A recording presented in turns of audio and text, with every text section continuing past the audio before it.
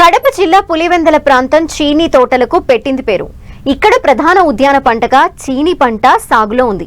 ఒక్కసారి సాగు చేస్తే దాదాపు 20 ఏళ్ల వరకు ఆ పంట కొనసాగుతుంది. అటువంటి పంట అంతుచిక్కని తెగులతో తోటలన్నీ ఎండిపోతూ ఉండటంతో చాలా వరకు రైతులు ప్రత్యామ్నాయంగా అరటి సాగుకు మొగ్గు చూపారు. కానీ 20 ఏళ్లుగా చీనీ తోటల్ని నమ్ముకుని మంచి దిగుబడులు తీస్తూ పలువురు రైతులకు ఆదర్శంగా నిలుస్తున్న రైతు అనుభవం ఇప్పుడు చూద్దాం.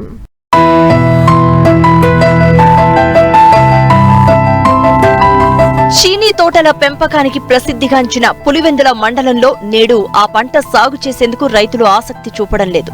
ముఖ్యంగా చీనీ చెట్లు నాటినప్పటి నుంచి 6 ఏళ్ల పాటు ఎటువంటి ఆదాయం లేకుండానే పెంచాల్సిన పరిస్థితి ఉంది. ఆ తర్వాత 20-22 సంవత్సరాల పాటు పంట దిగుబడులు వస్తాయి. అయితే ఇటీవలి కాలంలో చీనీ చెట్లకు విపరీతమైన తెగులు కారణంగా దిగుబడి రాకుండానే చనిపోతున్నాయి. ఈ చెట్లను బతికించడానికి అనేక రకాల పురుగు మందులను పిచికారీ చేసినా ఎలాంటి ప్రయోజనం కనిపించకపోవడంతో రైతులు తోటలను వదిలేస్తున్నారు. అంతేకాదు 4-5 ఏళ్లుగా అరటి అరబ్ దేశాలకు ఎగుమతి అవుతూ ఉండడం, మంచి ధర వస్తూ ఉండడంతో చీనీ రైతులు మొత్తం అరటి సాగుకు మొగ్గు చూపారు. కానీ బ్రాహ్మణపల్లి గ్రామానికి చెందిన ఆదర్శ రైతు మద్దూరి వెంకటరామిరెడ్డి మాత్రం 20 ఏళ్లుగా చీనీ తోటలనే నమ్ముకుని జీవనం సాగిస్తున్నారు. ప్రస్తుతం 35 ఎకరాల్లో 4000 చీనీ మొక్కలు నాటారు.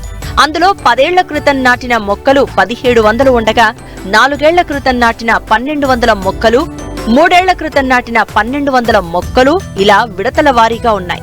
అయితే పాత పద్ధతుల్లోనే ప్రయత్నిస్తే ఫలితాలు అవే పునరావృతమవుతాయి.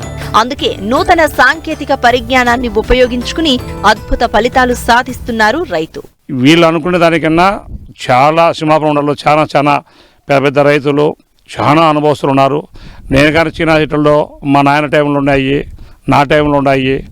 అయితే ముఖ్యంగా ఇది రైతుకు ఇప్పుడుండే పరిస్థితుల్లో చాలా వేగంతో కూడుకున్న పంటే. ఎందుకంటే మనం మొక్క నాటిన తర్వాత 5 ఏళ్ళ కానీ దిగుబడి రాదు దీంట్లో. అంటే 5 ఏళ్ల కాలంలో అంతర పంటలు పెట్టుకోవచ్చు. అవి అంతర పంటలు ఎక్కువ పెట్టుకుంటూ పోతే ఇవి వచ్చేసి దీనికి ఎదుగుదల పెద్దగా ఉండదు.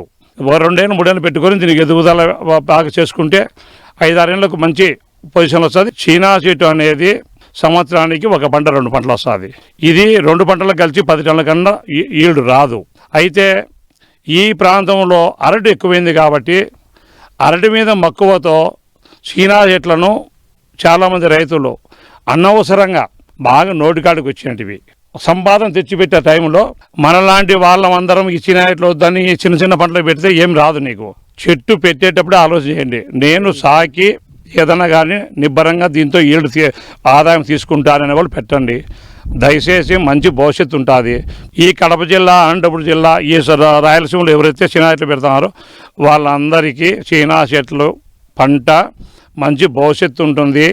చాలా తొందరపడి కొట్టేస్తున్నారు. ఆ పద్ధతి మానుకోండి. దీంట్లో లాభ నష్టాలు అనేది సహజమే. ఏ పంట పెట్టినప్పటిక దీంట్లో వీలైతే నీకు ₹1,00,000 అమ్మిన టైం ఉంది, టన్ను 10,000 టన్ను అమ్మిన టైం ఉంది. మనం దేనిగా బ్యారేజ్ వేసుకొని పోవాలి. కానీ మనం తాత్కాలిక నిర్ణయాలు తరం కావు. నాకు 4,000 చెట్లు ఉన్నాయి. కానీ నేను 4,000 చెట్లను 4 గంటల్లో డ్రోన్ సహాయంతో ఫెర్టిలైజర్స్ దానికి అప్లై చేస్తాండా. 4 గంటలు కేవలం. నాకు అంతకుముందు ట్రాక్టర్తో కొట్టేటప్పుడు దగ్గర 2 రోజులు పడుతుంది. అది 22 రోజులు కట్టాల్సి వచ్చినది. అన్ని విధాల రైతుకు ఏ రకం కావాల్సింది ఆ రకంగా సరిపోయేటువంటి అన్ని పనిముట్లు వచ్చినాయి. రైతు విషయంలో వ్యవసాయంలో కానీ అప్డేట్ అయితే ఏ ఉద్యోగి మనకు సరిరాడు. కొత్త ఫలితాలు కావాలంటే కొత్త దారులను వెతకాల్సిందే అంటారు రైతు వెంకటరామిరెడ్డి. అలా నూతన యాంత్రీకరణ పద్ధతులను అనుసరించి సరికొత్త దారుల్లో ప్రయత్నిస్తూ అద్భుత ఫలితాలు సాధిస్తున్నారు. లక్షలు ఖర్చు పెట్టి సాగు చేసిన చీనీ తోటని కల్పతరువుగా మార్చుకుని సిరుల పంట పండిస్తూ పలువురికి ఆదర్శంగా నిలుస్తున్నారు.